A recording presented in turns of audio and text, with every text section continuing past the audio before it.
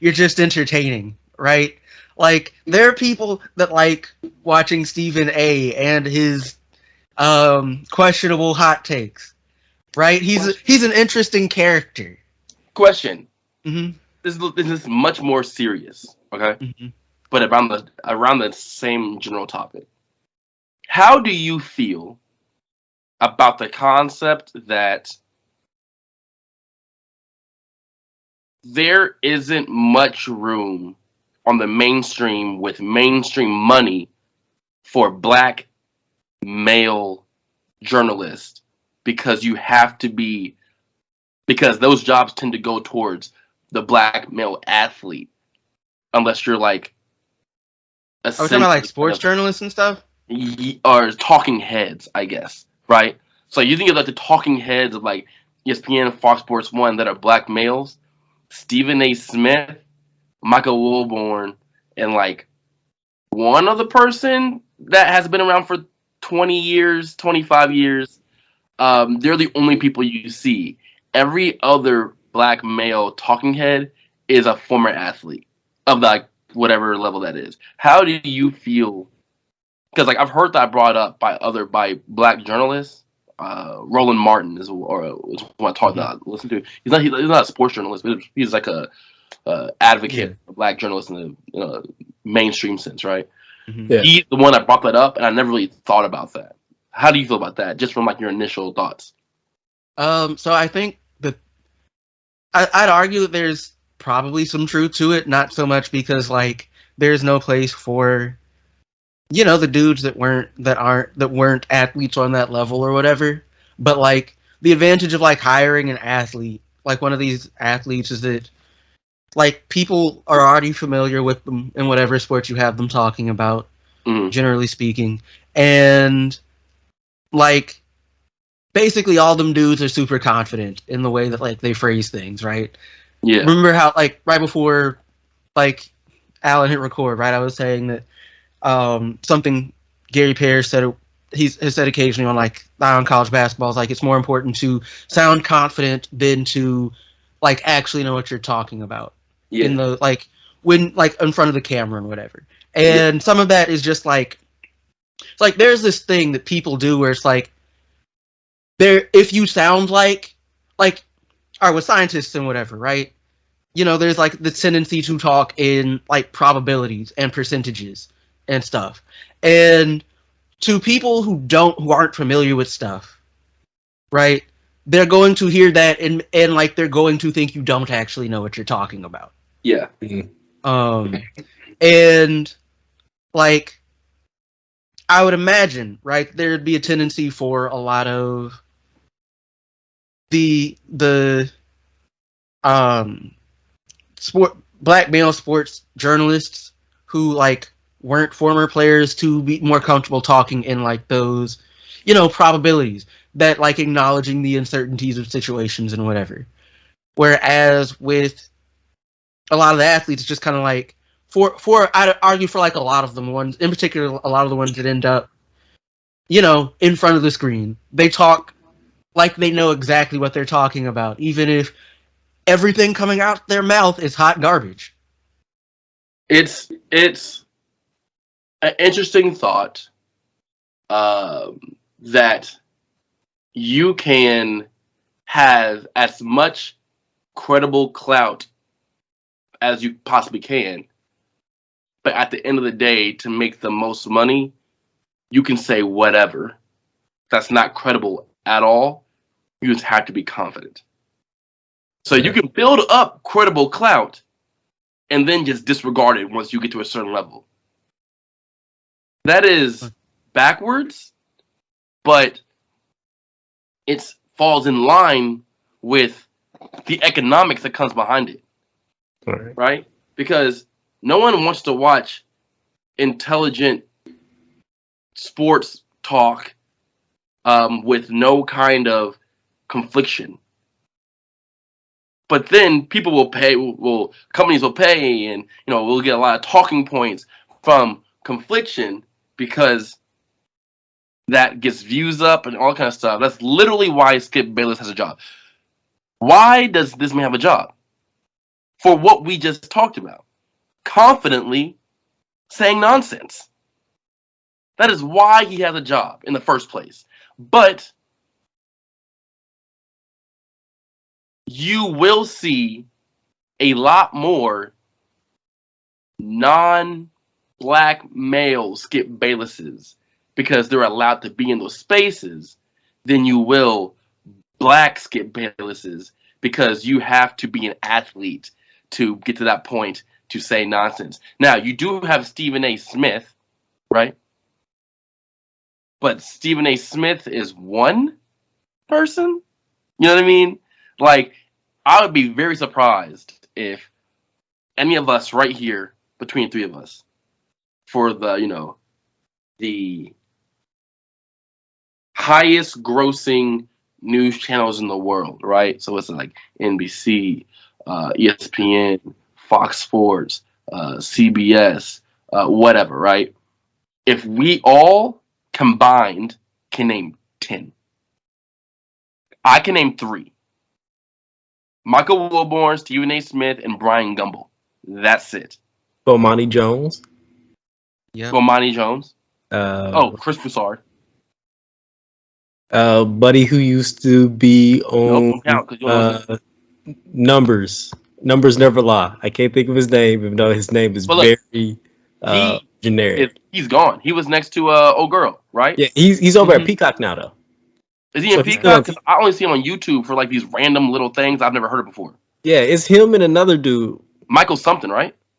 Yes. I was about to say Michael Strahan, but that's a completely different dude. Yeah. That's the, Okay, so we have. I'm gonna count him since we all know who we're talking about. That's 6. yeah. His partner, 7. I can't think of his name. His partner right now. Yeah, his partner's black. And right now we're grasping at straws. I don't know his name, but he's there. I mean, look, he's a famous journalist. He's just before my time. Feel me?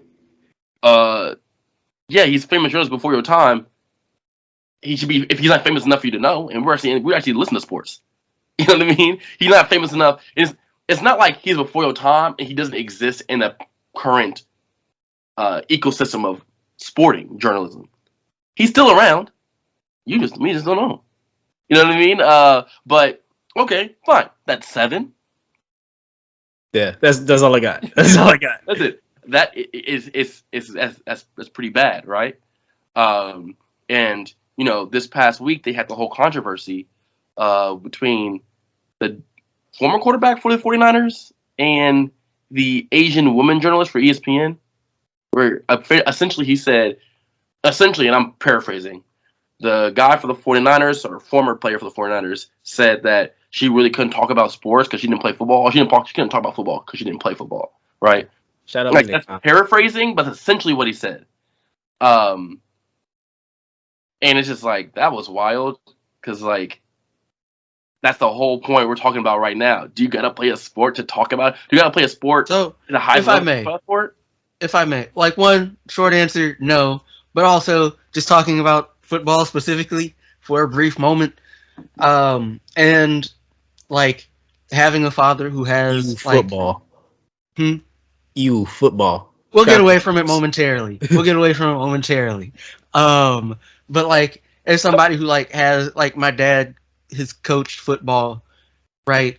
Like there are nuances in football in particular that you aren't going like that it's very difficult to appreciate if you haven't played it. Right? That like stuff that like you would just never think about be Right. something that mattered if like you haven't played it. And like the only reason I know these things even exist is because of my dad, because I've never played football. Like not like organized football anyway. See, my thing is, I get that for coaching. I don't necessarily agree at all when it comes to just talking about this, about the sport. Like that's completely different than if you're coaching. If I'm a quarterback, right? Mm-hmm. I want my quarterback coach to understand what it's like to be in the pocket when the defensive line claps on you. Like I understand the continuities between that, right? Mm-hmm. But if I'm just a person talking about a sport, I can watch a sport. Some of the most knowledgeable people I know about basketball transition back. Some of the most knowledgeable people I know who talk about basketball have not played basketball on like the highest levels, right? Mm-hmm. But they watched the best. They watched the worst, right? They watched basketball. So they know certain things that, you know, if you do these certain things, then you're more likely to succeed on the other end. But you don't have to be in there boxing out to watch that work. You have to have seen Charles Barkley box out, right? To understand that, he's boxed out and he's one of the all-time great one of the all-time great rebounders at like 6'4". Why doesn't everybody do that? You know what I mean? But like that's vision and that's knowledge of the game and that kind of stuff, right? That comes with, you know, watching the game. So listen, these are all topics that I tend to think about every so often as, you know, somebody who talks about sports, not for a living, hopefully someday. So I don't know. I found all this stuff very interesting. I'm gonna be real with you. I think I'm on the other side of the spectrum because at the end of the day, we as sports fans, just as people who really enjoy basketball, at some point we all had our win moment with ESPN or Fox News, where we Fox Sports, where we Okay. all Freudian slip, where we all had our moments where it was like, okay, they're not talking about anything. So when we grasp that, that's when we know like journalism is not TV. TV is strictly for entertainment. Like there are so many inflammatory things when you get knowledgeable of the game and you hear them talk, you're like, that doesn't make any sense.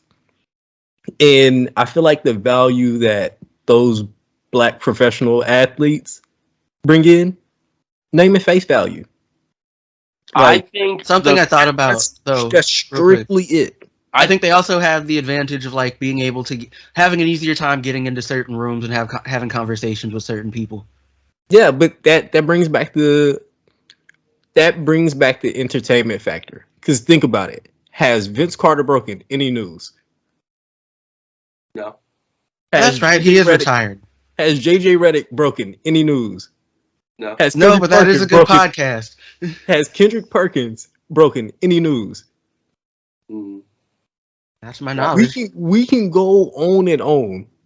They're not newsbreakers. They're strictly there because you will turn in and be like, I don't know exactly who this person is, but you want to see the person that you've always like recognized and you grew up with. It's like, I want to see what they think about basketball. Yes, they may be fed some lines on some stuff like I hate to do this to Vince Carter. But when Vince Carter started, he was not that good at this. He was not good on being in front of the camera yet. Kendrick Perkins was starting over his words like a speed bump, baby. Every single word was a speed bump for that man. It's no offense to them.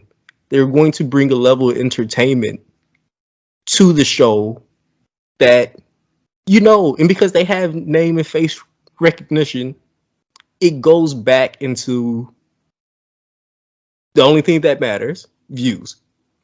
See, but I think, for me, the economics behind it matter.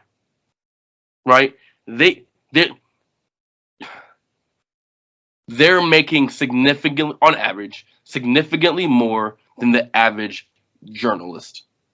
And, when you're Stephen A. Smith, let's say he retires, right? When he retires, he will have the ability to put himself into positions or buy things buy things or startups, whatever it is, right? That he has the opportunity to be in those rooms because financially he will have a backing behind him, face behind him. Because the face is the logo, it is the advertisement. This is what I bring to the table, right? Right. That goes a long ways outside of I'm breaking this news. I'm breaking that. Okay, I understand that's what journalism is, but then when you become like the supreme journalist, then not only like cool. There's a reason why Adrian Wojnarowski. There's a reason why he didn't stay at Yahoo and he went to ESPN. Right? He could have stayed at Yahoo and be doing the exact same things he had been doing for a long time, and being the best at it.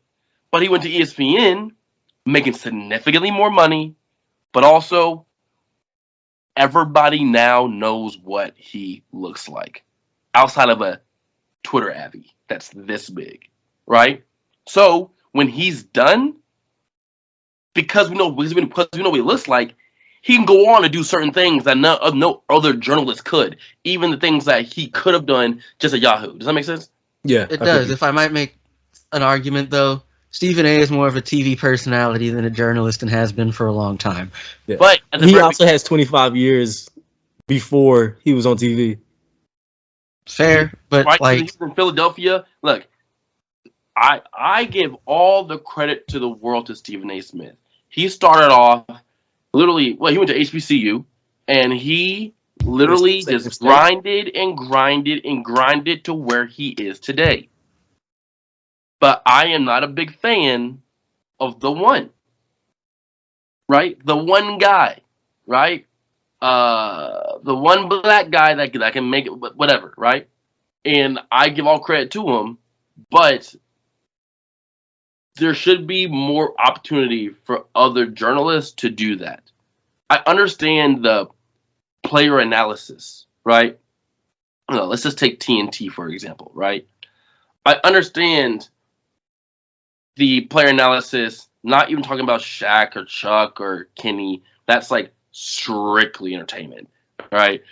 Kenny runs to the board. That's entertainment, right? And now he's like a hologram on the board. That's like pure entertainment. But like, you have, with the days where they're gone, and you have when Dwayne Wade's on there, that's more analyzing. And when Kenneth Parker, that's more analyzing. With Reggie Miller, that's more. I understand the player in the position to analyze, but at some point, there are too many players and not enough objectivity from the outside looking in. That's all I'm trying to say. Okay, I feel you. Yes. Has it really been 46 minutes? I mean, we haven't been recording that long. It's been 7:45. But that's recording that long. Almost 18 minutes into this thing, and we haven't done introductions. Guys, welcome to another episode of the Traveling Hoopers podcast. I am your host, Alan Pettigrew Jr., and in front of me are my two beautiful friends, Calvin McGowan and Philip Dixon. Guys, go ahead and let the people hear your voice. Once again, everybody, I'm Calvin McGowan. It's a pleasure. And yeah, glad to be here once again. How's it going, everybody? The name's Pete Dizzle. I'm joking. Philip Dixon, a.k.a. Deodorant Boy. And, just here to have a good time talking about basketball. Calvin, them AKAs have the cliff, the AKAs. Boy. I literally have deodorant right here, so. And I haven't used it yet, so. Whatever, man. Okay, guys. Let's go ahead and get into some NBA news, guys.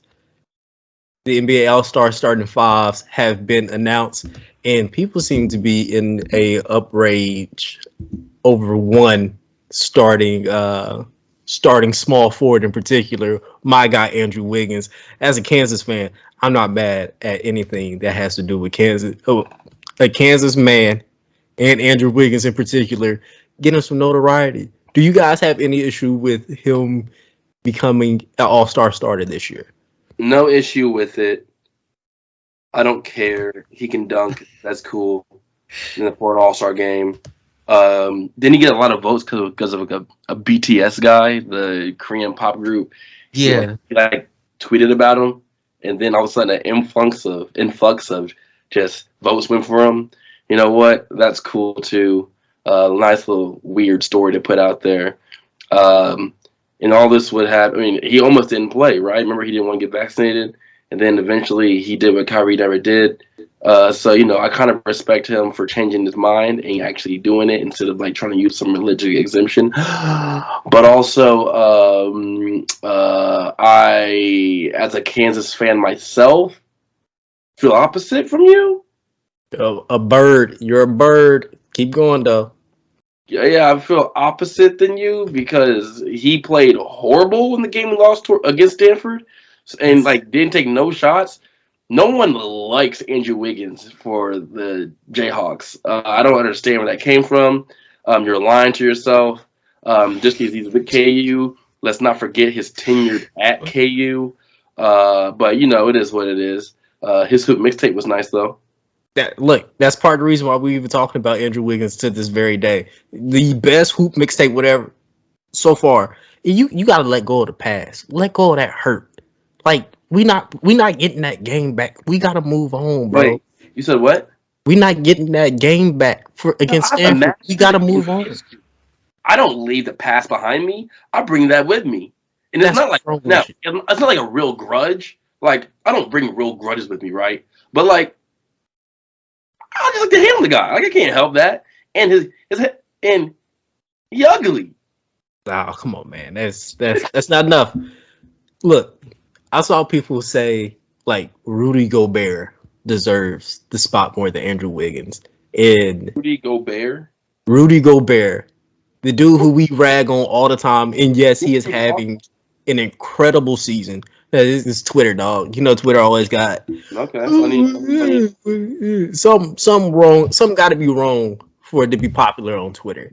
And so, for me, I'm really happy for Andrew Wiggins. Like, as much as we used to talk about Andrew Wiggins being a bust, even though he was playing for one of the worst franchises in all of NBA history, the Minnesota Timberwolves, he is probably one of the most consistent first round picks that we've had in almost 20 years.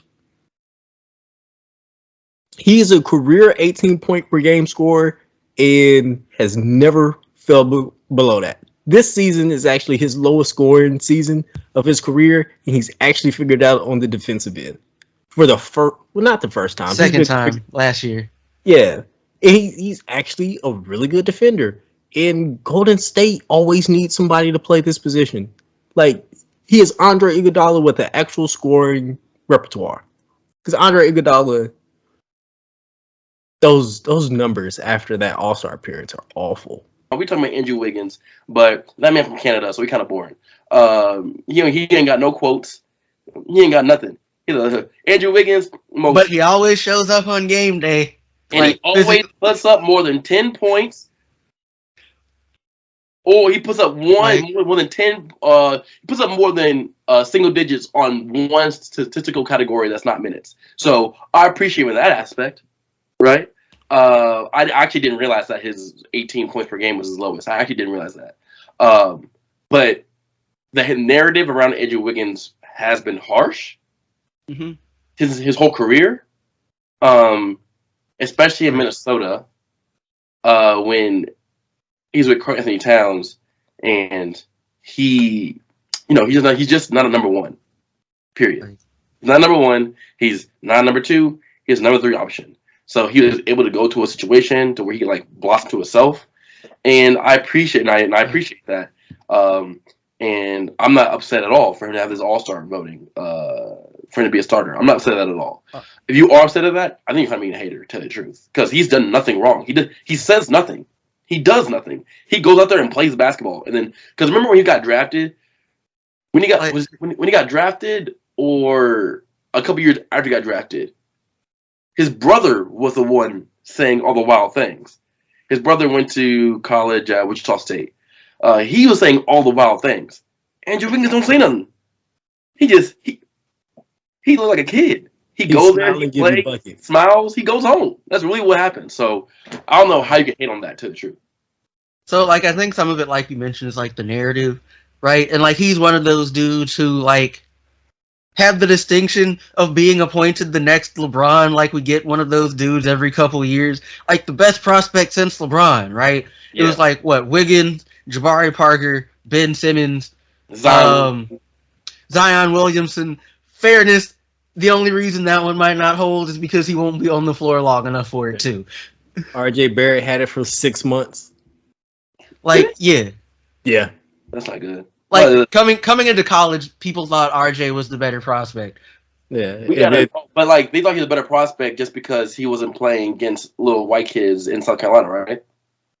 No, Like they didn't. You see how big RJ... People thought Zion was all athleticism. They didn't think he had the level of skill that he did show once he got to Duke. Yeah, I will say this though. Sorry, keep going, Alan. And you see how big RJ Barrett is right now? Yeah. He's been that big since he was a senior in high school. He one of them. Yeah. Yeah, like he was fully finished, like super winning jeans because the Montvert days, and like the minute he came over from Canada, they were like, no, that's the one. Okay, no, I understand that. He had a lot of pressure on him.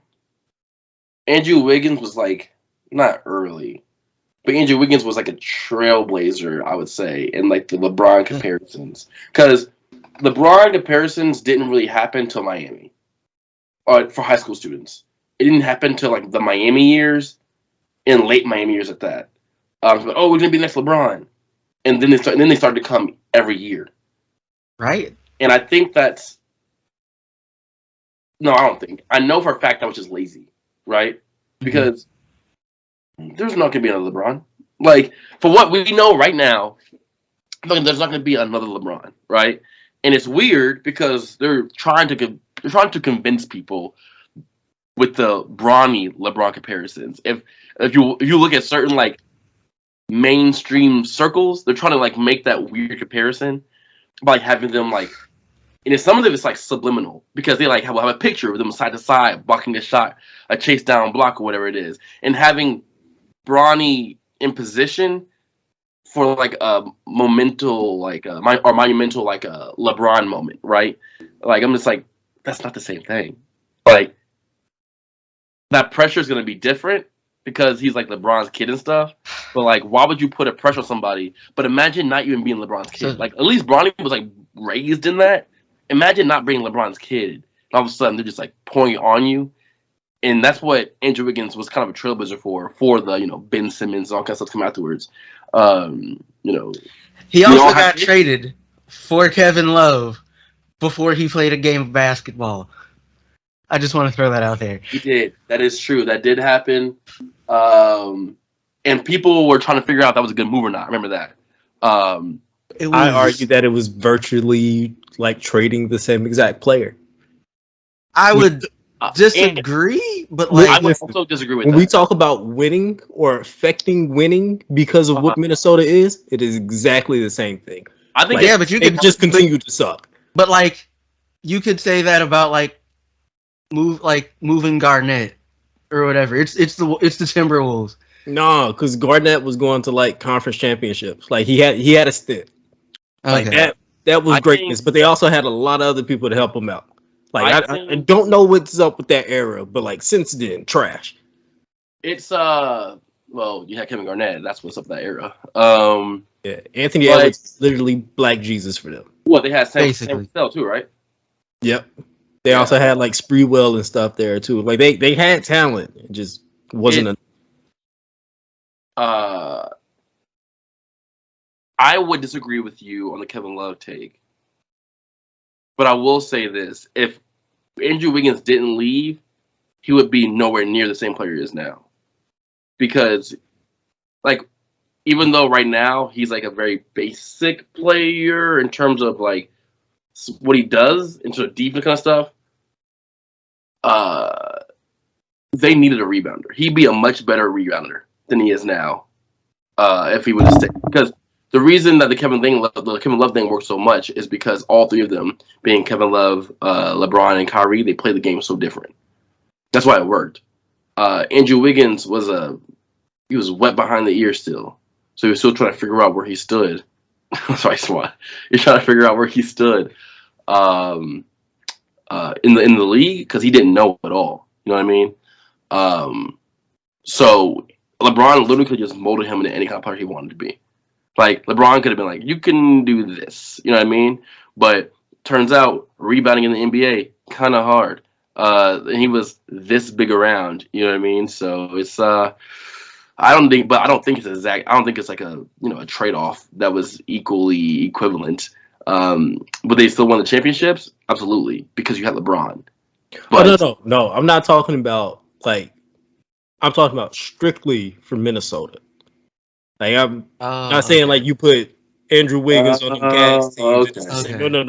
No. Not saying that at all. Okay. I'm saying like for Minnesota, trash.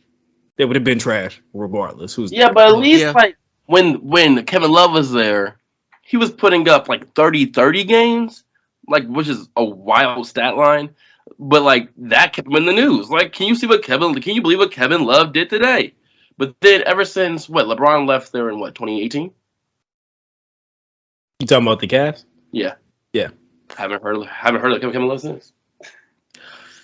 He's having a resurgence this year, but he did like disappear for 3 years. But still. He was kind of there, but like the Cavs are the Cavs, right? And like they weren't good, and they had John Beilein as the coach for all of about 4 months.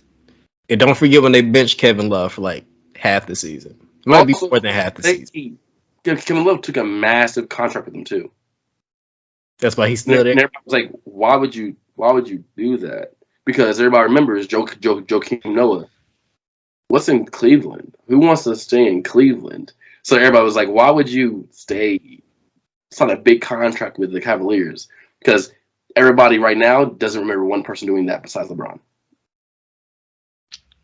So that was a whole weird thing too. So interesting stuff. Yeah, but back to all-star starters, guys. We already know our normal suspects. Giannis Antetokounmpo, 6-time All-Star. DeMar DeRozan gets number 5 in his first start. Mm-hmm. You guys do not love basketball because you're not cheering. I just don't feel like clapping or like cheering. I'm happy for DeRozan, though. I don't clap for nobody but myself. It's because you guys are losers. Kevin Durant, 12-time All-Star. Joel Embiid, 5-time All-Star. Really weird stat to know that him and DeMar DeRozan are tied for the same amount of All-Stars. Oh, real quick, I'm ignorant because I remember earlier this year my NBA MVP pick was Joel Embiid, and then I changed it to Steph Curry. I should have kept it at Joel Embiid because he is killing. He is eating. I'm like, oh my gosh, I would mess up that. He is dominating. Now, Draymond Green's quote of, he's Shaq with footwork and touch is a little wild because, let's not pretend like Shaq didn't have both those things. You think that's wild? Joel Embiid's his quote was wild. More wild. He's like, I can be Michael Jordan when I want to. I can be Shaq when I want to. Like that man is special, yo. I love the when I want tos. You know what I mean? Like you over here playing a one-on-one basketball game with a cousin or something like that, and man, I wasn't even playing hard. If I wanted to, I could. All right, kid. All right. Hey, that drip, that 50 piece, he showed everything. Look, unlike Andrew Wiggins, I actually really do enjoy Joel Embiid from the KU days. You know what I mean? So. He played 12 games, whatever, bro. Look, he looked special in those in the 1 or 2 I saw though. 12 games to show that he was a number one. He could easily be number 1 draft pick that year. Andrew Wiggins gave Jabari Parker the business, and that was the big matchup. Saying somebody gave Jabari Parker the business on defense sounds a lot better. Sounds a lot more reasonable now than it did then, right out of high school. So let's. Come on now. Now it's like, yeah, Jabari Parker got cooked on defense. Back then it was Jabari Parker got cooked. Yeah, he ain't playing no defense. He doesn't believe in defense. It's against his religion. Whatever. Trey Young, 2-time All-Star. Andrew Wiggins with his first. We started with him. Ja Morant got his first. You should clap down. This is for your people. Yes, I'm very happy that this man. There you go. Nikola Jokic, 4-time. Hey, we just talked about Joel Embiid. I want to say Joel L. Embiid is the. I wanted to say he is the most skilled big man that we have in the league right now. But Jokic, Yeah. like what passing is like far superior. And I give Joel Embiid the like scoring edge, but you can't put. I think there's like maybe two centers in the entire league that can guard Jokic. And if you put anybody else on him, he's just gonna cook them because they're not big enough. Weirdly enough, people get upset when Joel Embiid becomes so finesse, but he's a much more power strong center than Jokic is. Jokic is so finesse, it's wild. He looked like a Pillsbury Doughboy. Like if the Pillsbury Doughboy got lean. Yeah, but like not lean enough. You know what I mean? But like that's what like Jokic looks like. But Embiid is just like a when he wants to, he will power you down. He will make you look little. Because as a person who stood next to him before, I am 6'5", and I came up to the bottom of his chest. It was the nuttiest thing ever. I was like, what the heck is going on? It was weird. He was so tall, it made me uncomfortable. Yeah. Like, he's easily the tallest person I've ever stood next to. Easily. It's not even close. As a person who stood next to Kristaps Porzingis, I am truly afraid to stand next to like Joel Embiid. Like that seems like a massive human to the point where it's like that's just gonna make me uncomfortable. It's like I'm gonna get claustrophobic. But hey, I got a question about Calvin's man, John Morant. No, I don't know if it's a question. It's more of a statement, but we'll figure it out once we get into it. So I'm looking at this man's highlights. I'm looking at this man's games and all that kind of stuff, right? And they always make a comparison to Derrick Rose. Now I was thinking, why does this comparison look accurate, but not feel accurate? And the reason I came up with is this: John Morant is not a folk hero like Derrick Rose is or was. Excuse me. And when I say that, the whole like Simeon left 1 year, went to the NCAA championship, then got drafted by his hometown team, and that whole like I'm from Chicago, born and raised, that whole lineage, like the storytelling behind that was like unmatched. Like in terms of like as a basketball fan, from that moment to now, I haven't felt that. Right? You only feel that a couple times. LeBron's first stint in Cleveland, even when he won a championship, his first stint was much more emotionally impactful towards that degree, right? Derrick Rose, for that, you only felt it a couple times, a handful of times. And with John Morant having like been around, and he's not from Tennessee, he's not from Memphis. I was like, why? Because like with the eye test, I'm like, he's doing the exact same things Derrick Rose is doing. He's even probably averaging more points per game. He's over here windmilling. I'm like, ooh, like whatever. That stuff's wild. He's doing all that kind of stuff, right? Incredible athleticism. But then I'm like, why do I not feel the weird investment of story that a Derrick Rose had? And why do I feel like whoa, I'm just watching a really good young player. You know what I mean? With their and I'm not sure if it's like a Midwest thing versus a South thing. I'm not sure what it is, but that kind of, because Calvin can answer the best because he lives in the area. But I wasn't quite sure how that was, and that's kind of the conclusion I kind of came up with. That's fair. Calvin, I hate to steal your spotlight because I know you about to slam this thing home. Can I give my 2 cents and then you bring us home? Yeah.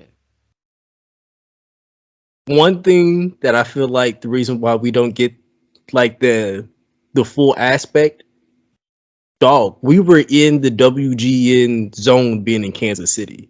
Like, we were going to get pumped. All of the Derrick Rose gossip. Like, Yeah. naturally. Like, WGN might not have been like a big time network, but we got every single Chicago Bulls home game.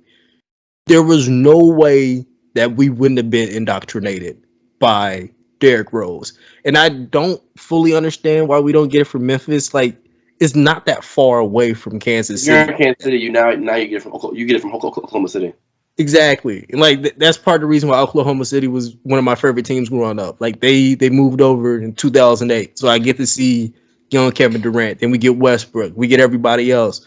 Like that's when all that comes together. For you being like 2 years older, when Derrick Rose got there, you got everything from Derrick Rose.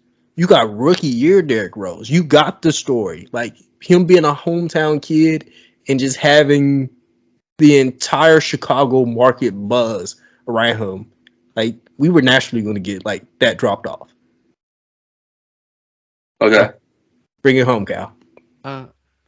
Like I think a lot of that is fair, right? In that there's not that same, like hometown kid kind of narrative, right? Like there's not that same like aura of like to like I guess use that nickname that like LeBron had for a while, like that chosen one kind of thing. Like this is gonna be the dude to like do it for us or anything. It's like yeah, this guy's gonna take us to the promised land kind of deal. Yeah. Like and like some of that is just in like how like what you like if we're talking just stories and whatever, some of that is just how like the different pieces you have to construct the narrative of stuff, right? Like you can make the argument on some level that there was some of that with like Marc Gasol in the sense that like he went to Lausanne, right? Mm-hmm. Paul was a Grizzly prior to becoming a Laker, and they trade the brothers on like draft night or whatever, and like Mark. They get Mark, they add some pieces, they get Conley. You look up and like Memphis is good. And like it had like and the team had a distinct personality. Yeah. Whereas with the team we currently have, I'm not gonna say they don't have a personality, but it's not quite the same as like grit and grind, right? Where it's just like this is clearly something wholly separate from like what the rest of the other league has going on. We don't have anybody who you can be like, oh, like this dude is like on some level like a Memphis dude. Like Gasol spent a large chunk of his life like in Memphis. Still? But he's still there? No, he's not. I don't know if he still has a place here or not, but like I know like of course he hasn't been a player here in a minute. But like the thing with this team now, one, right, it's a very young team, right? There is, I'm sure, time for some, narrative and whatever to come through. But like the players aren't, from the area. Yeah. And as well as like just like not they're distinct, but they're not quite as distinct in the way that like grit and grind was, right? Again, you don't have that player who's that chosen one, that dude who's from the area, who's gonna like bring the sports team like greatness or whatever. Yeah. And for that in particular, that's probably why it doesn't quite feel the same with Morant, even though like I think what was it that thing they have on like 531, that Raptor thing. His Morant's best comparison is apparently Derrick Rose. It's like 51% or something, but it's better than everybody else. And like you can, and like there are clear similarities in the just level of fearlessness and all of that. But like again, the main thing is the narrative isn't there. Yeah, I was just really curious about it. No, both exciting players. Both doing their thing. Derrick Rose is still doing his thing. He's out right now, but just in a general sense. And John Morant obviously is on crash course to success. So I can't wait to watch. I can't wait to watch. Yeah. Marketing, guys. I know you guys didn't go to business school, but it's truly marketing. Yeah, but like it's also like when the dude is like from like the area, it's like it writes itself. Yeah, but that helps with the sale though. Yeah. Yeah, there's what simplistic and complex marketing, and that's just that's easy. That's easy marketing. Like it's just very very simple. That tends to be why a lot of players stay where they went to. Well, let's say around the areas where they went to the where they played at, right? And it's because they're easy marketing, right? The teams they have around them don't need to work hard. Everybody here knows you already. All right, let's go. Oh, if I grew up here, everybody here already knows you because you were a legend here from 2 years ago in high school. All right, let's go. Let's do this thing. Yeah. So when Ja Morant wins MVP in his third year, like is no way. The numbers outside of scoring aren't good enough. The way Jokic plays, you really have to be dominant and put up crazy numbers in one way for a whole year to beat this guy. Because he's all around just doing too much. Because right now, if Joel Embiid isn't going on the stretch right now he's going on, and Steph Curry falling off like he has because he's going to guard, it's going to happen sometimes, Jokic is running away with it. So I would normally agree with you, but he is currently averaging better numbers than Derrick Rose did in his MVP season. And I completely get it, what you mean, but I'm just saying, like... No, I know he is, but one of the reasons Derrick Rose won the MVP is because of the story. Him starting the press conference before the season started. Why can't it be me? That whole thing of winning the MVP and then going out and having a pretty good year statistically. That added on to the rioters being like, or whoever the people vote for, being like, we're voting for that guy. Forget the numbers. The story helped in the aspect. Ja Morant doesn't have that in his repertoire. You know what I mean? Which is unfortunate, but it's reality. Yeah, I agree with you. Let's go back to naming the All-Star starters. We got Nikola Gummy Body Jokic, 4-time All-Star. And then we got LeBron, the best to ever do it, James, 18-time All-Star. And I never want to hear anybody mention anybody else for the GOAT. Sorry. Do not care about any of your other people. And then we got everybody's favorite player in the world, especially Phillips, Stephen Curry, 8-time All-Star. Hey, I enjoy Steph Curry. He ruined basketball, but I enjoy it. What? You sound like Stephen A. Smith, my boy. Real quick question. And, this is kind of one topic, but not really. Draymond Green said that excuse me, Draymond Green said man, just that man's voice, this is a man's name in my voice makes me want to cough. So Draymond Green said that the series where he got kicked out in against Cavaliers, if he would have stayed and they would have won, he would have won NBA Finals MVP, and the whole entire dialogue around him would have changed. Like, and for example was, he said, and I quote, "Good luck not having me in the NBA top 75." How do you feel about that? I don't know. Like, on one hand, right? Like, pretty much, like, it seems kind of clear to me, and maybe I'm off base, but I don't really think that, like, Clay and Steph are better when Draymond is there, right? They get easier shots, right? They don't have to work as hard for their shots. The ball just moves better on the offense. And, of course, Draymond's solid defender who can defend all 5 spots.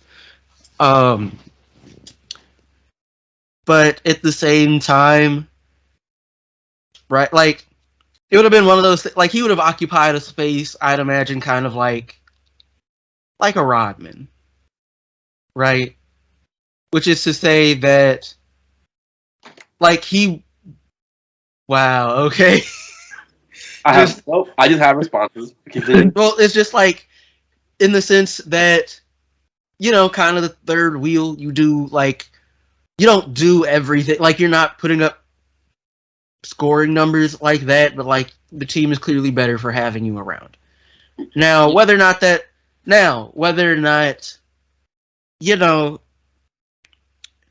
him hanging around there and like them getting another chip would change the narrative around him is a separate thing almost, because like I don't know, like I feel like in some respect oftentimes narratives exist to some extent separate from the reality in which they are attempting to describe.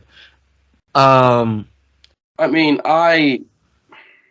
see, my whole thing is this. If you want to do the Dennis Rodman comparisons, that's fine. What's Draymond Green an all-time great at? That's my... I think Dennis Rodman's an all-time great rebounder. Draymond Green, with championships, isn't an all-time great anything. Elite now, talker. If you wanted to put him in the Golden State Hall of Fame, be my guest. The Warriors Hall of Fame, be my guest. But NBA overall, not an all-time great anything. Secondly, if Andre Iguodala's not in the top 75, there's no way you'll ever be. People want to forget the 76ers Iguodala. Nice. Look, I hate to do this. Go back and look at Andre Iguodala's numbers. He made All-Star appearance with 12 points a game. Okay. I argue Draymond's numbers, career-wise, are better than Andre Iguodala's. I looked it up today because I was thinking the same thing, and I was like, oof, this does not look good. Like, wait. I promise you, he won't allow it to happen. He won't allow it to happen. But watch. Let's have Draymond play for another 5 years. And you'll see. He won't allow it to happen because as soon as he starts dropping off, credibility gone, his career numbers start going down, all of a sudden everybody like, nope. And that's why, listen, I said it earlier this year on this podcast, Draymond Green was setting up to have a post-NBA broadcasting deal. yeah. I realized it was going to be during his tenure in the NBA. But I knew it was coming because he wants to make a transition out because he wants to make it quick. He won't have a Paul Pierce. Well, it's hard because he won't go from 25 points a game to 6 points a game. He'll go from 6 points a game to 1 point a game. Yeah, well, but I think you're correct. When his drop off happens, it's going to be ugly. But like I think people kind of. I mean, from a scoring standpoint, he's already dropped off though. But you got to think about the defense. That's what we're talking about. Like if he can't play defense, and like he'll always have demand, but if he's not reacting as fast, that drop off is going to be very ugly. Like we talking about like when Joakim Noah was coming back from injuries, and we were like, "Whoa, what is this?" I will never knock the intelligence of Draymond Green because on court, smart guy. Off the court, smart guy. Because he's setting himself up to that drop off that's never there. He's done as soon as he senses it. Done. Oh, I'm gonna be on whatever TNT, whatever it's now, right? Immediately, because I think a lot of people nowadays who are just like brand new basketball fans, I'd have to say the last 10 years, they forget on average how bad these drop-offs get. Everybody's getting people. LeBron's a freak. What LeBron's doing right now makes no sense, right? He's injured right now, currently, like technically right now. But just if you saw that alley-oop behind the back dunk and was like, That man's been in the league for 19 years. That doesn't make physically, that makes no sense. All peaks, no valleys. But people are getting used or like weirdly accustomed to this LeBron drop off, and I'm like, okay, but do you remember the Joakim drop off? Do you remember the Paul Pierce drop off? Shoot, the Dwayne Wade drop off. Like, do you remember these? And by no means am I knocking these players. These are on average. These are things on average what happens.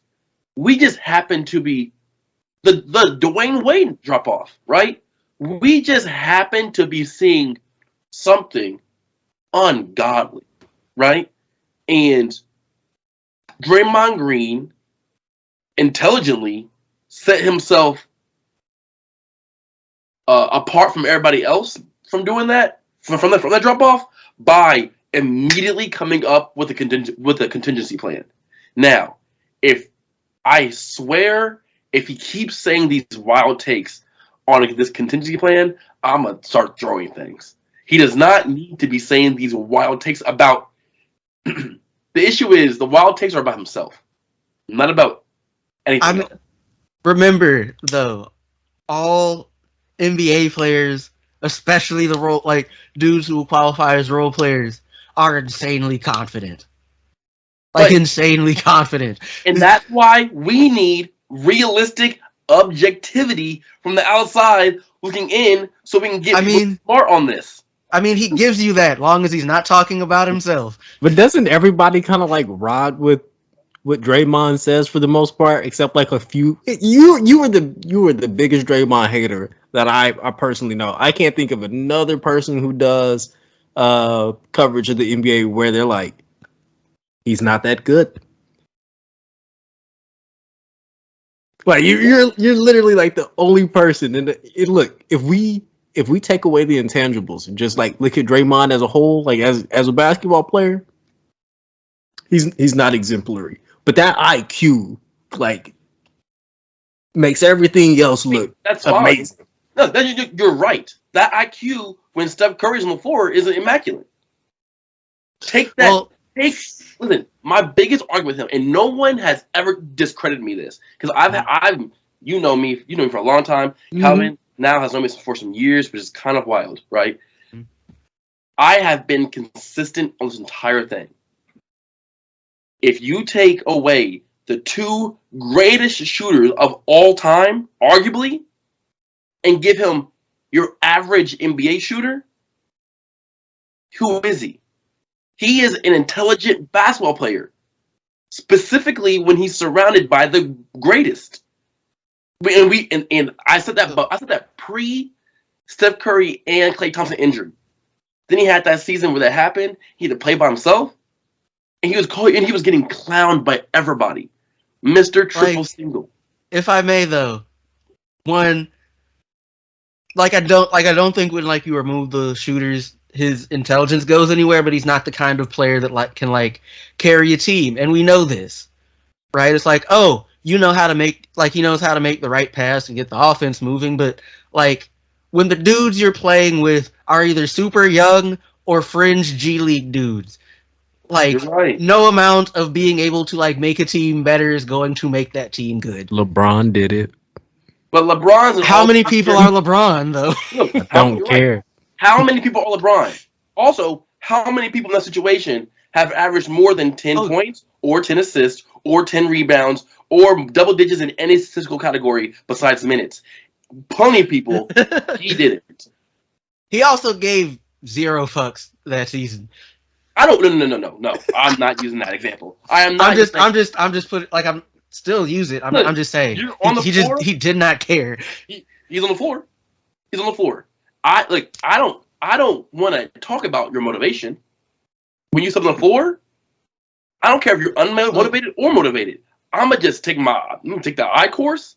I'm like, all right, you give me, because there's been a lot of players in multiple sports that are unmotivated, right? Mm-hmm. And if you're unmotivated but don't put up numbers, that's your fault. You didn't put up numbers. I'm not mad. That's all on you. If I'm not gonna be like, well, he wasn't motivated.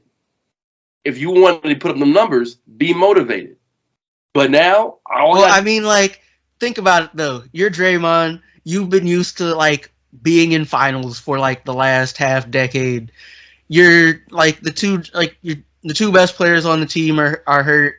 The other dude decided to go somewhere else. You didn't like him that much anyway by the end of it. Like, and like your team, like, everybody knows your team is a lottery team. You have zero reason to try. I can understand why.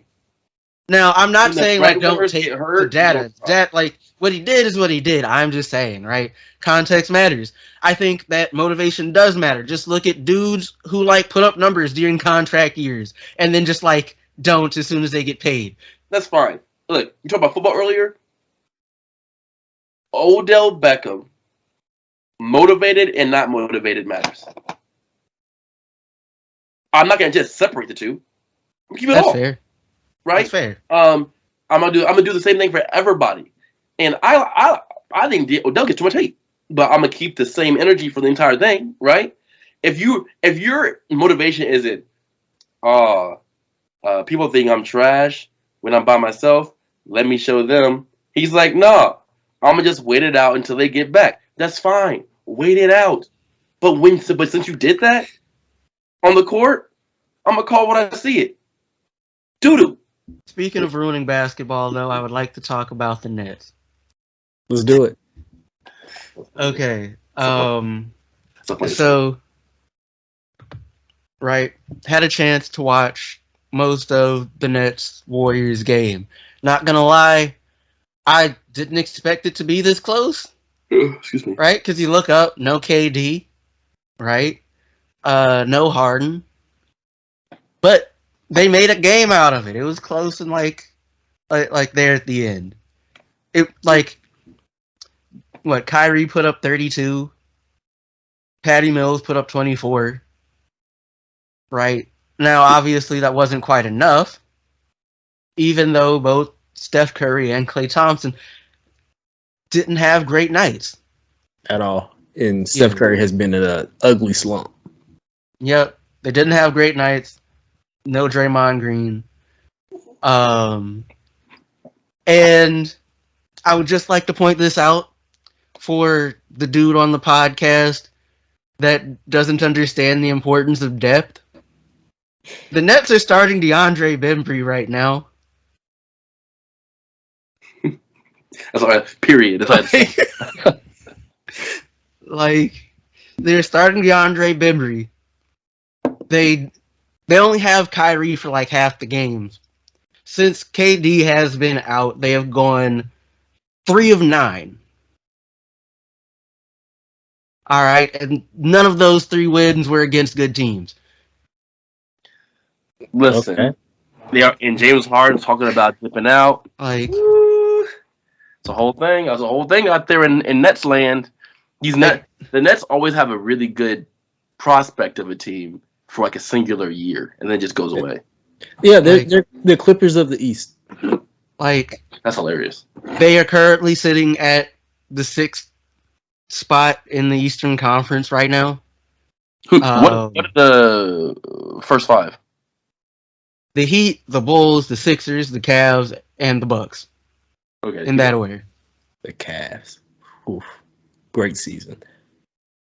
But like, again, depth matters, especially when, right?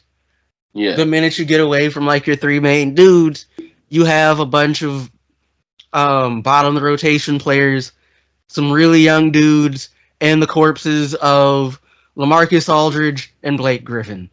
Like that's the crew. And Blake Griffin don't even play much. Like, that's the crew. Depth matters when health falls. I completely agree with you. So essentially what you're saying is, hey, no, I'm not done. What you're saying is health matters because in an 82 game season, people get hurt every year. So there doesn't need to be a depth matters extra. It's just depth matters because of that extra happens every year. So you might as well just, unless you're even now, LeBron's getting hurt nowadays. Is this thing on? We need you to be healthy for 18 to 16 games. That's Who? it. Who? That's how long it take to win the championship. 18 to 16 games. You gotta be in the playoffs first, though. Mm-hmm. We number 6. I mean, we don't even have to do the play-in.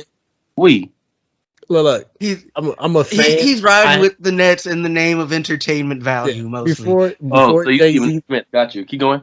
Before Jay-Z left, I gave him $5, and I have a 0.000000000% interest You did not in the Nets. Did you invest? Did you not hear what I said? You ignorant, bro. So, my franchise is squarely okay. You really think they're not going to lose more games? No. They're all going to lose more games. Okay. A lot more games. No. Look. Okay. Let's say we stay the 6th seed. Who's the number 3? Who's number 3 right now? Number 3, 76ers. 76ers. That's going to be a hard out because we ain't got no bigs. I'm going to let you know that now. It's going to be a hard out because we ain't got no bigs. Oh, we. Who? So, the 76ers got to give their best defender on most nights, Matisse Thybulle, to either Kevin Durant, or when we on the away games, which he got to do 4 times because we're not going to have home court advantage. He got to lock up Kyrie Irving, which I don't think I've ever seen anyone lock up Kyrie Irving. You're right. Kyrie Irving got to play and get in rhythm and stuff because turns out he's human. So he got to like have you seen his numbers? What are they? Dude, I saw 2 games where he was doing just fine. He looked like he did fine. He did average for 2 games. So what are the overall? Yeah, he's putting up numbers. I don't have it in front of me right now because hold up. Give me a second. He's doing exactly what Kyrie's supposed to do. He's supposed to give you buckets. I think. Are they translating? What'd you say? They're obviously not translating though. To win? Yeah. It's Kyrie. Of course they're not. I love that. Exactly. He is a tertiary piece to your offense. He is an automatic 20 to 30 point guy. Like 24, 5 and 5 for the record. What is it? 24, 5 and 5. Okay. You can walk into any single game and go ahead and pencil at bare minimum 20 points for Kyrie any single night.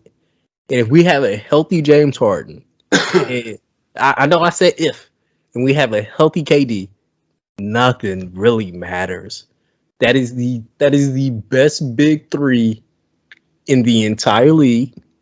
That is the best big 3 in the East.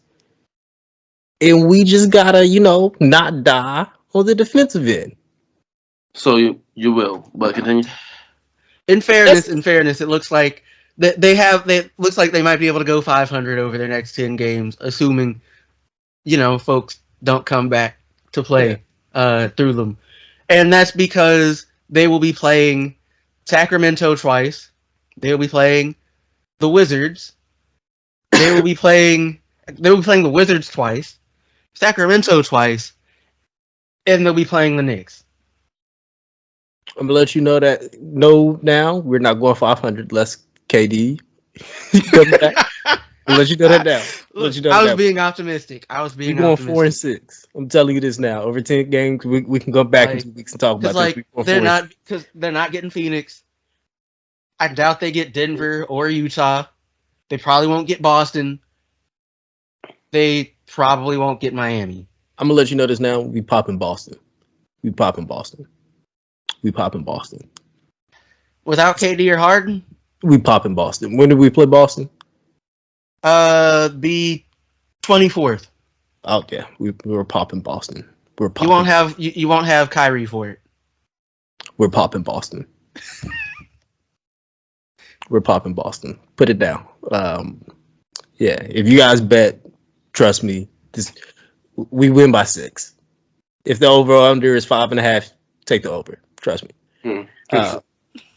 Yeah. No, dude. You've been looking at. If you watch the Celtics this year, trust me, we're beating them. They'll find a way to lose. So my thing, I do not care about the regular season for this team. I don't.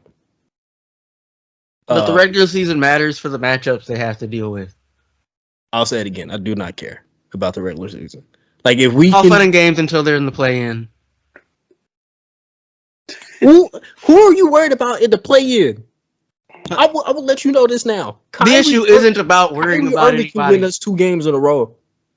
Kyrie Irving by himself can win us 2 games in a row. And if we got Kyrie Irving and James Harden. You said what? If we got Kyrie and James Harden, yeah, in the play-in, who's in the play-in right now? The Wizards. No, actually, they're outside the play-in. Oh man, that's the folks currently in the play-in, like the 7 through 10, the Hornets, the Raptors, the Celtics, the Hawks. Pop. So, all of them pop. Hornets and the Hawks. I wouldn't just want to randomly play. I'm not gonna lie to you. A Trae Young team, I wouldn't just want to randomly play though and say that's automatic because Trae Young ignorant, so he might play. He might pop off for not big numbers, but huge numbers. And Kyrie don't play no defense, so he legitimately might do it. Guess who don't play no Guess who can't physically play defense in the NBA? Trae Young. So they'll cancel each other out. And then who we gotta worry about? That's fine. A Trae Young led team has made a lot further than a Kyrie led team. So let's go.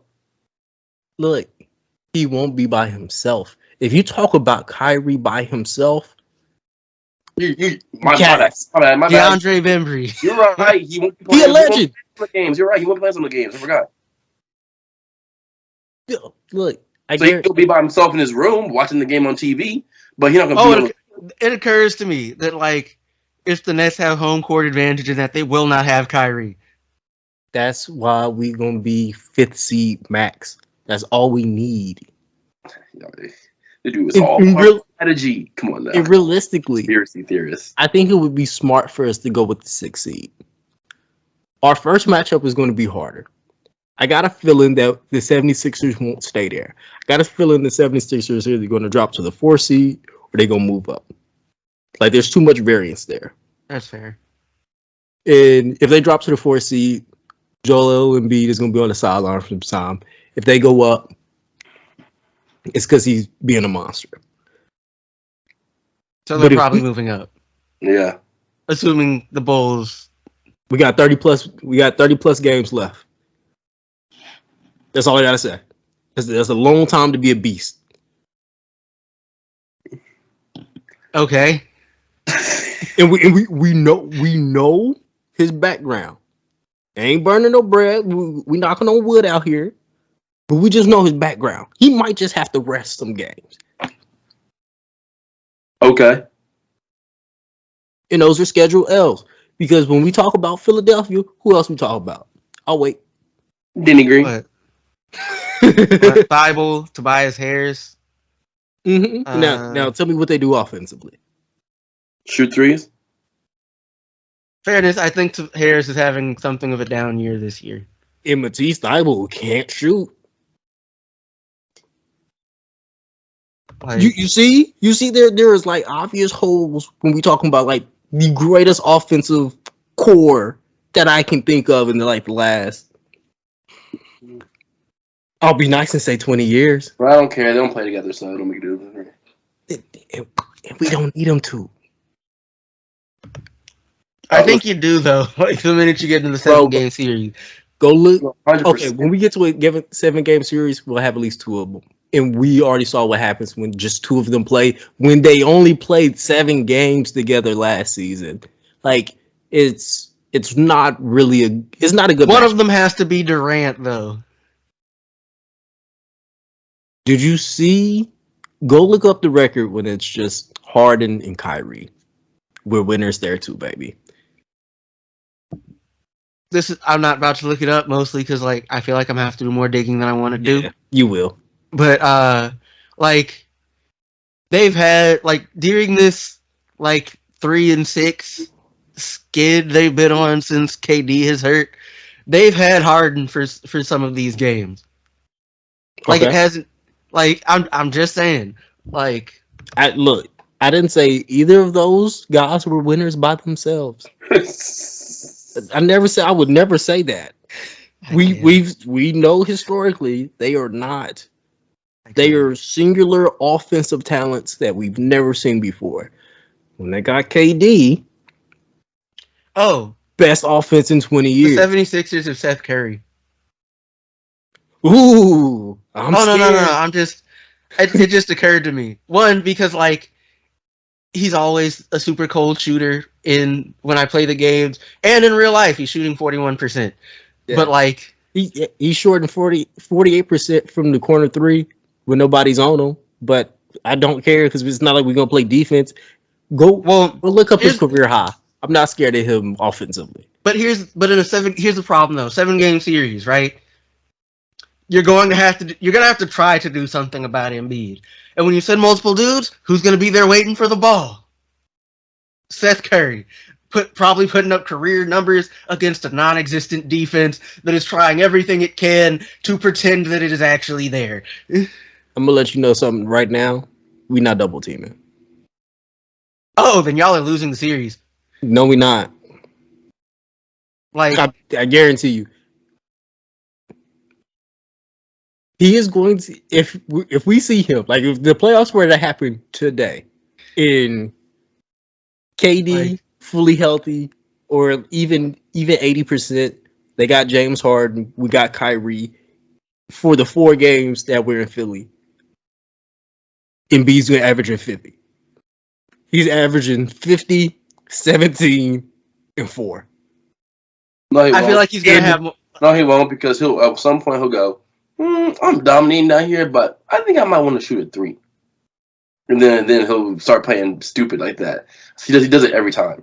Okay, so 45. He averaged 45, 17, and 4. In the core of James Harden, Kyrie, and James Harden, we're gonna average 80. We win. But like it's not just remember basketball. Like there's still other dudes on the team, and let's be real. All right, Seth Curry and Tyrese Maxey are both averaging are both 40% shooters. If like when at some point they're going to collapse on Embiid. Your man can't pass. He can't. He's not. He passes well enough. Passer. You just wait for the double team and like throw it to the closest shooter. They'll be wide open. Hey, we got one of the greatest defensive minds on our bench in Steve Nash. we'll figure something out. We'll figure something out, and then if worst come to worst, we'll ask Mike D'Antoni what to do. I feel like this is like confirmation bias at this point. Like, this is me cracking jokes. I just think that core cannot be trifled with offensively. Patty Mills is going to be Patty Mills during big game situations. We can pencil him in for 15 and 20. DeAndre, damn. He's still just there. Let's be real. He's a warm body. Go look at the numbers. I'm pretty sure he's close to averaging double digits. He's averaging like 5 a game. He's averaging 5 a game? Yeah. That's halfway to double digits. So between those 5 people, grasp at some straws.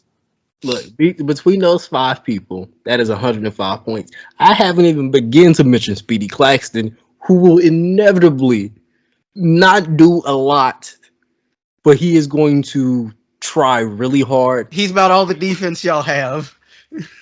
I'm not even worried about defense, baby. We still talking about offense. Because the only thing you got to do to win this game is put points on the board. You don't have to stop anybody. You just got to score more. And that's what the Nets do. It helps it helps when there's defense you can play to slow the other team down. It helps when you don't have the greatest scoring core in 20 years. And I'm being light by saying 20 years.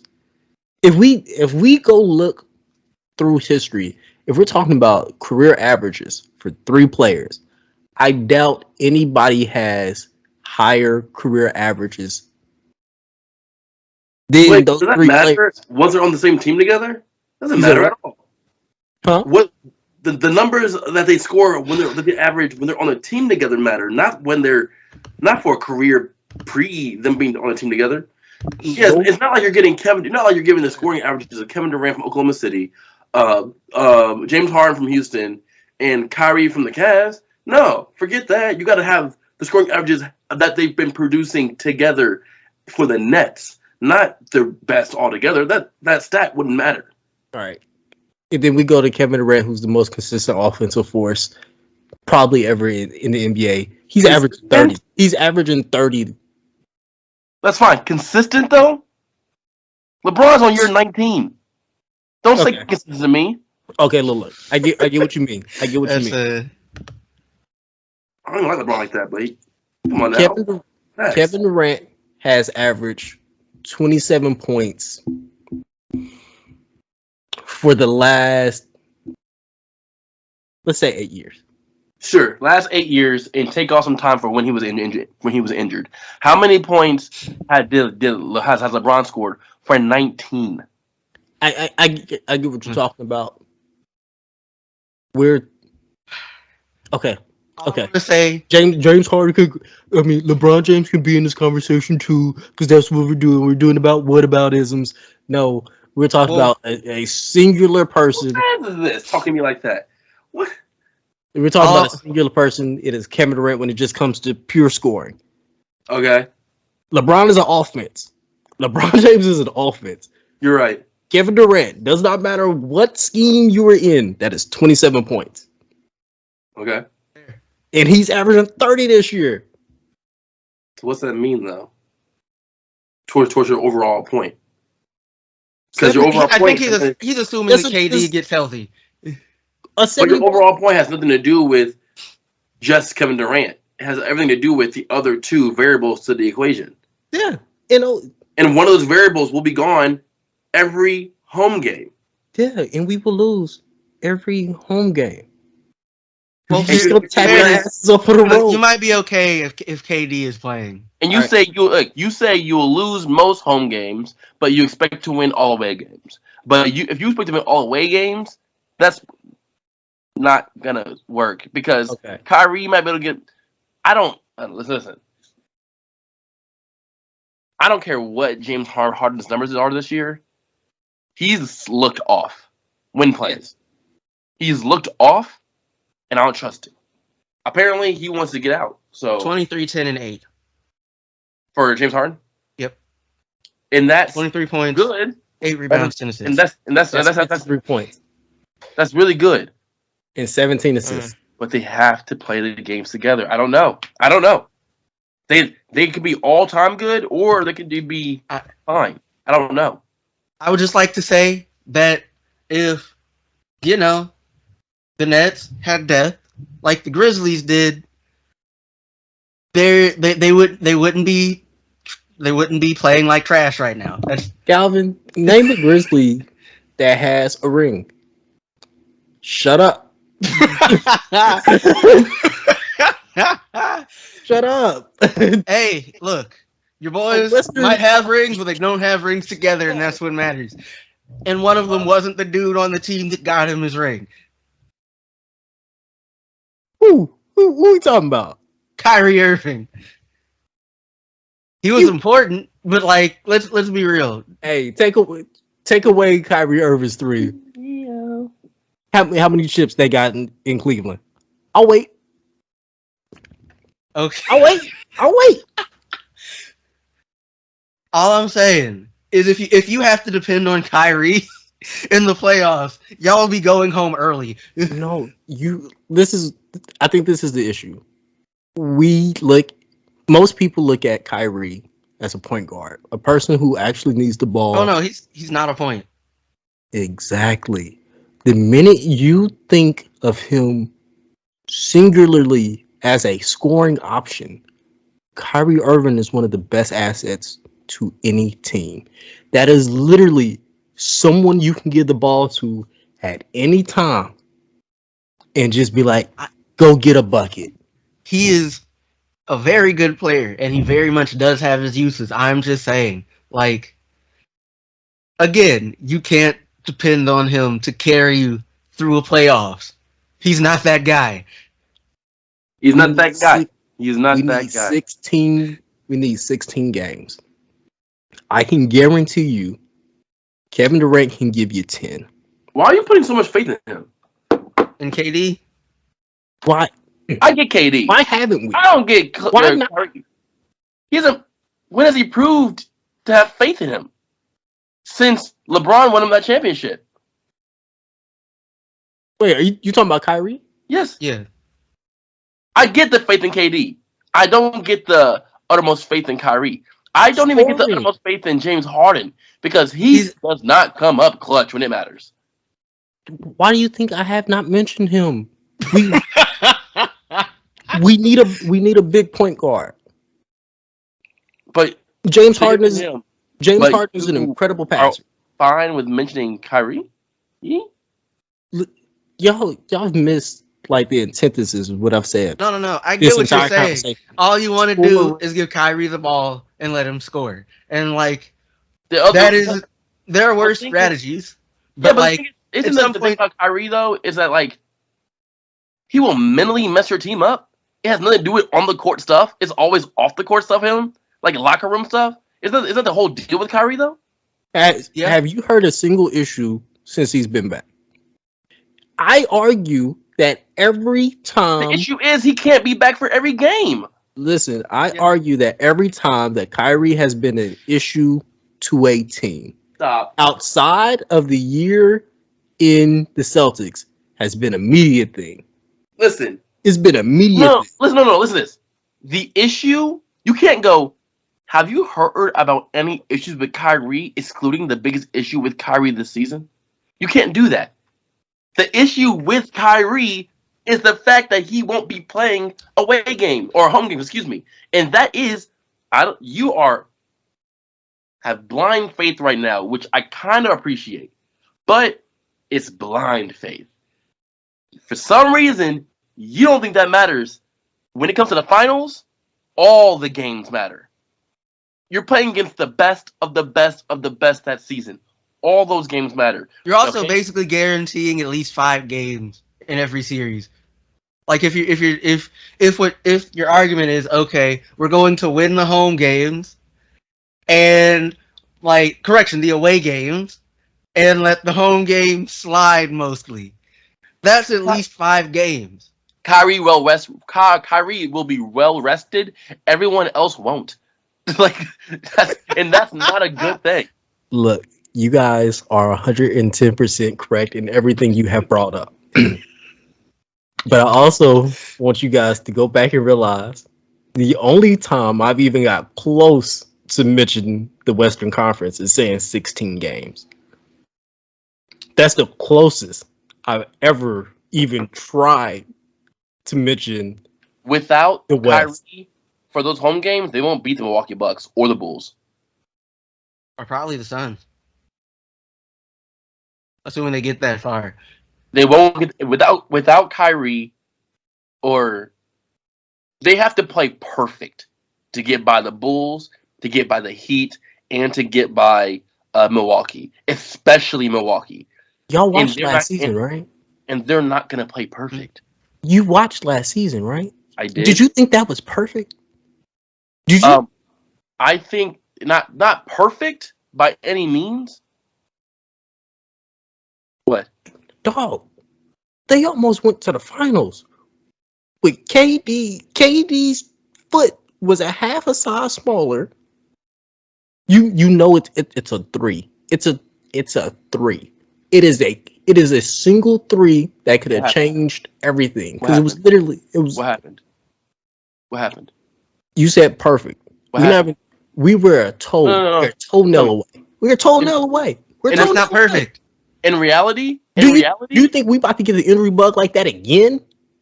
in reality, Probably. No. in reality, listen, We all Like, got hurt in the season. not- We not- all got hurt the same game. not from Kyrie, because every other day he kicked up on the couch.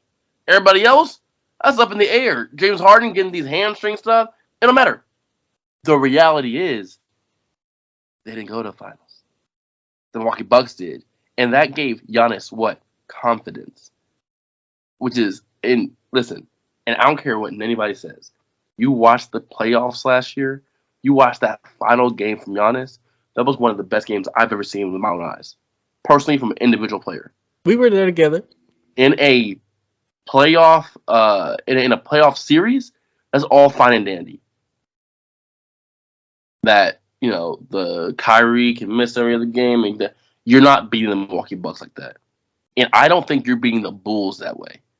Personally, example. I think you are, personally. Like, the Bulls guards can play really good defense on elite guards. Take away elite guards from some of those games, and they're D'ing up their supporting roster. I'm cool with that. You know what I mean? Like, perfect. I don't think it's also like if I was an opposing team, I probably wouldn't play defense on anybody that wasn't one of your big that wasn't Harden, KD, or Irving, except maybe Joe Harris. Everybody else, if they get theirs, it's what. I forgot about Patty Mills. Let someone else. Patty Mills. We have 5 people that can give you 20 on a given night. I'm just saying, and that's. Man, we're not even talking about Harris isn't healthy yet. We got 30 more games. It's been different if he out for the whole season. And I get it. 2 sides of the court. Chemistry. Yeah, you're right. No. It's not. I'm not even talking about chemistry. It's just everybody you said doesn't play defense. Not one. Yeah. There's 2 sides. So as soon as you get a team that got bucket getters and go getters, Milwaukee got 3 guys that don't just score, or they got 2 guys specifically that don't just score. They do a lot of other things. We talking about Drew Holiday, the offensive player again? Why are we doing that? We literally saw one game the entire playoffs where he was a star-studded offensive player. But he was D'ing up the best player every single time, and I mean locking up, not D'ing up. And then you have Giannis can do everything. Stop. You are a blinded. You barely got away from that. Blinded. Barely got away from that. Bandwagon fan right now. I don't know where it came from. I think he just likes the chaos they create. Okay, I do. I'm not feeding into it. Okay. I'm also like a super big KD fan. Look, yeah. This is another thing that I think you guys are forgetting. At the beginning of the season, I said the Nets would win. 2 weeks later, I knew I was wrong. A week later, we did this podcast, and I decided to double down. I do not care what any logical thing has to be said about this. I am going to root for them until they lose, and they have a compelling argument of why they did lose. Until then, until June, I'm rocking with my boys. Fair enough. Okay. Yeah. I respect it. I'm not feeding into this chaos. Okay. Too late. You fed into the chaos for 30 minutes. Yeah, the ship sailed. No more. I forgot I'm super stubborn, huh? Like, I don't know. The thought never crossed my mind. I'm just like, okay. I'm just diametrically opposed to the Nets on principle. Yeah, I'm not doing it. That's because you guys value two-way basketball to a great deal, and I completely get it. I do not. I think because of my job in particular, unless you have a true defensive culture and a group or core of special defenders where like at least 4 people on that team can really play defense, or B, you have the greatest defensive scheme known to man. Defense at a certain level doesn't matter. Think of the defenses that have affected Kevin Durant. The best defense I've ever seen played on Kevin Durant fair, though, by the way. was by. That's not fair. To say, think of a defense, to say that, and then go, think of a defense that has affected the greatest scorer of this generation. Like, there's a lot less than him. Because I can think of I can think of a defense that's affected James Harden, right? I can think of a defense that's uh, affected Kyrie by making sure everybody else did nothing and Kyrie did everything, which is not going to win you a basketball game. I can think of a defense like that, but you can't just pick out the greatest and then say defense is non-existent. But Okay. I'm also not being to the chaos, so I'm going to lean back. Okay. Listen to me. As you say this, I'll use something that you guys used earlier. When all three are on the floor, you can't do this one thing that stopped James Harden. Cool. Take James Harden out. Give the ball to the greatest scorer of this generation, like generation and a half, or the guy who is literally going to give you 25 points if you go one-on-one. You can't take away all three. Argument. The best, Especially given the level of defense that they don't play, you probably don't need to. who I cannot think of another team that's not specifically in the East. I can't think of another team that can match them offensively. I can't. I can't think of a three core. I can't think of it if we go all the way to 5. Talking about Kyrie, James Harden, KD, Patty Mills, and Joe Harris. I can't think of another 5 guys that can have a scoring output as high as them in the entire league. Like, we would have to go out west to even start to think about teams. And in those situations, there is one guy who is so much of an offensive hub where it's magical. Like Chris Paul, to like a lesser extent in this group, offensive hub. He can generate 50 points a game. Easy. We go on to LeBron James. He can generate 50 points a game. Easy. Jokic generates 50 points a game. Easy. We look over in the East. There's two people that have a chance to generate 50 points a game singularly, and that is Joel Embiid. And I put Giannis on here lightly. Like, I feel like Giannis is a step below them as far as generating offense in themselves. So that's why I have so much faith in them. I get like all the other stuff has to happen, but it's injuries. We're halfway through the season. All them boys got to get healthy. It's going to happen eventually. Like, talk to me late April. Talk to me mid-May. I might be singing a different tune. I don't know. You probably won't be. I don't think You're probably right. I don't know. Look, if we get the diagnosis that one of them are out for the rest of the season, hopefully not, though. Yeah, not hopefully not. Yeah, that'd be bad. If we get that though, then I'll rock with the Nuggets. But that ain't happening yet. So the McNuggets. Sorry. I'm happy in Brooklyn, baby. Happy in Brooklyn. Y'all, we did almost 2 hours of all-star starters. Yeah, that's good content, baby. We did. And Philly got to go eat Benny. You. Guys, thank you for tuning into another episode of the Traveling Hoopers podcast. I have been your host, Alan Pettigrew Jr. In front of me are my 2 best friends in the world. They're going to go ahead and sign us out. All right. Once again, I'm Calvin McGowan. Pleasure to be here. Y'all, joining us on YouTube, like, share, subscribe, leave something in the comments. You can, as always, listen to us wherever you listen to your podcasts. And enjoy the rest of your week. Yep, and I'm Philip Dixon, a.k.a. Rihanna's actual baby daddy. And, I'm here. We're here having a good time talking basketball every single week. Subscribe down below. Click that bell for notifications. The whole entire thing. I watch too many YouTube videos, as you can tell. And let's keep it going. That baby forehead is going to be humongous.